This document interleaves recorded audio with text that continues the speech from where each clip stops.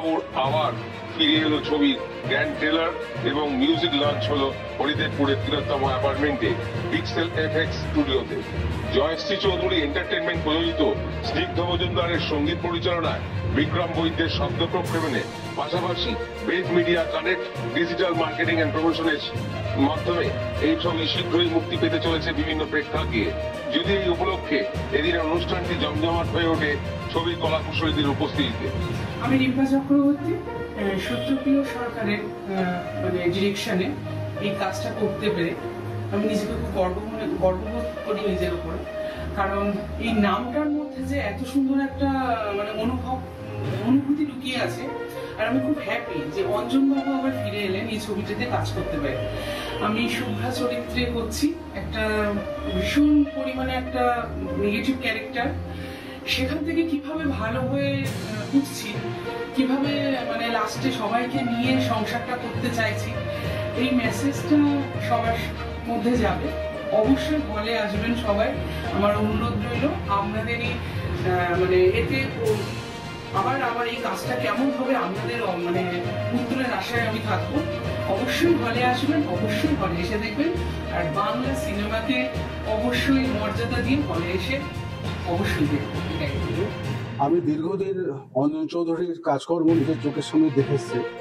তো দেখতে দেখতে নিজের অজান্তেই ওনাকে আমি গুরু বলে মেনে নিয়েছি। তখন আমি ঠিক করলাম যে এই বইটার মাধ্যমে ওনাকে আমি একটা গুরু দক্ষিণা দিতে চাই না।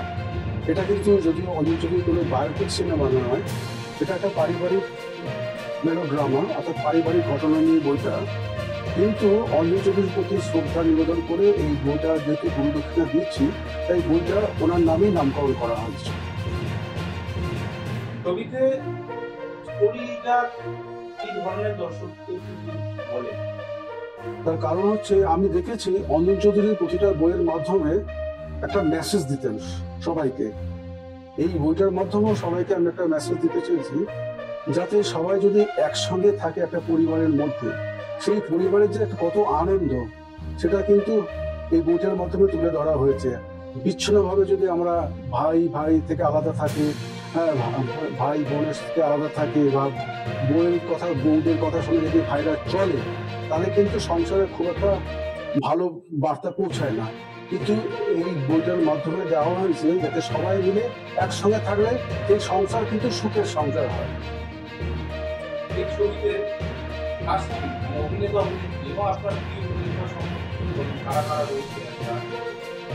এতে কিন্তু অনেক পরিচিত মুখ আছে যারা রীতিমতো এই সিনেমাতে বা সিরিয়ালে কাজ করছে। কিছু নতুন মুখও আছে, অথচ তারা খুব প্রতিভাবান।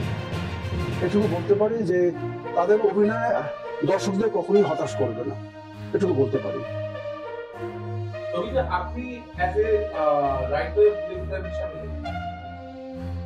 তার কারণ হচ্ছে আমি দেখেছি যে গল্পটা নিজেই লিখেছি, কারণ এটা তো আমার একটা সন্তান সঙ্গে, একটা বই মানে কি একটা পরিচালকের একটা সন্তান।